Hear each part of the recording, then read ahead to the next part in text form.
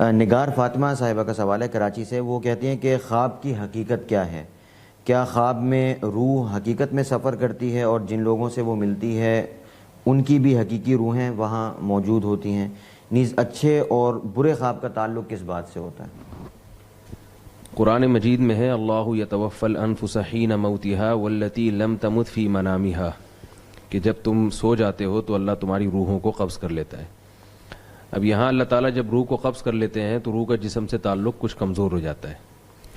اب باقی وہ روح قبض ہونے کے بعد ہوتا کیا ہے، وہ روح بھٹکتی ہے یا خواب میں خود آپ کے اپنے دماغی خیالات ہوتے ہیں، یہ تو ایک سائنٹیفک حقیقت ہے جو ڈاکٹر ہی زیادہ اچھی طرح بتا سکتے ہیں. ہمیں شریعت میں بس اتنی بات ملتی ہے کہ نیند کی حالت میں روح کا جسم سے تعلق کمزور ہو جاتا ہے.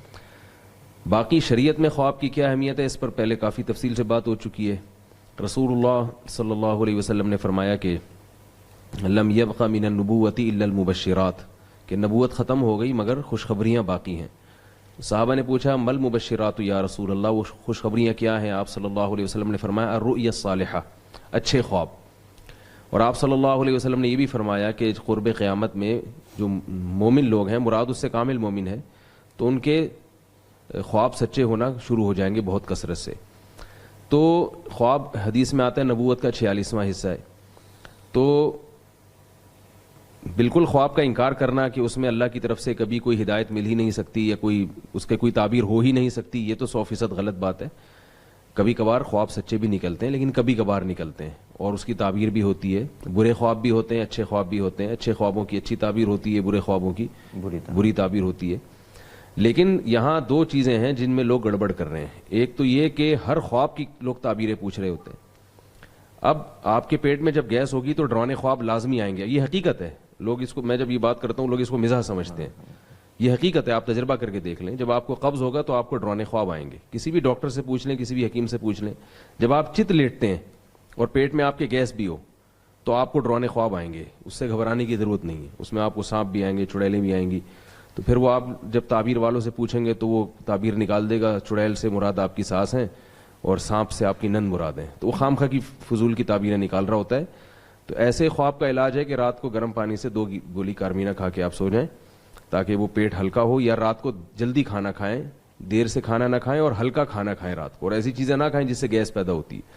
یہ بہت سارے لوگوں کا الحمدللہ میں نے اس طرح سے برے خوابوں کا علاج کیا ہے، ورنہ وہ ان مصیبت میں پڑ گئے تھے کہ پتہ نہیں اب یہ کیا ہو رہا ہے. تو میں نے کہا کچھ بھی نہیں ہو رہا، ہلکا پیٹ سوئیں گے تو انشاءاللہ اچھے خواب آئیں گے. تو ان کو وہی جنت کے خواب آنا شروع ہو گئے. دوسری بات یہ ہے کہ جب آپ دن میں خوش ہوتے ہیں تو یعنی لوگ یہ سمجھتے ہیں کہ ہماری جو جاگتی حالت ہے وہ خواب کے تابع ہے، حالانکہ ہمارے خواب ہماری جاگتی حالت کے تابع ہوتے ہیں. اگر آپ کا دن اچھا گزرے گا تو رات کو خواب اچھے آئیں گے، دن برا گزرے گا تو رات کو خواب بھی برے آئیں گے. لوگ سمجھتے ہیں کہ رات کو خواب برا آیا ہے تو اگلا دن برا گزرے گا، ایسا نہیں ہے. لوگ کہتے ہیں رات کو اچھا خواب آیا تو اگلا دن اچھا گزرے گا، ایسا نہیں ہے. رات کو خواب اس لیے اچھا آیا ہے کہ آج کا دن آپ کا اچھا گزرا تھا. تو اس کی طرف بھی توجہ دینی چاہیے. اور دوسری بات یہ ہے کہ گراؤنڈ ریئلٹی جو ہے نا اس کی اہمیت زیادہ ہے. خواب یقیناً نبوت کا 46واں حصہ ہے، لیکن نبوت جو عین نبوت، جو وحی کی تعلیمات ہم تک پہنچی ہیں، ان سے جو چیز ہمیں پتہ چلتی ہے اس کو کبھی بھی خواب کو اس پہ ترجیح نہیں دینی چاہیے. مثال کے طور پر شریعت کا ایک اصول کیا ہے کہ گراؤنڈ ریئلٹی کو دیکھ کر آپ فیصلے کریں، زمینی حقائق کو دیکھ کر فیصلے کریں. مثال کے طور پر تجربہ یہ بتا رہا ہے کہ اس کاروبار میں نقصان، جس نے بھی ہاتھ ڈالا ہے اس کو نقصان ہوا ہے. اب آپ کو خواب آیا کہ میرا کاروبار، میں اس میں پیسہ لگاؤں گا، انویسٹ کروں گا تو بہت ترقی کروں گا.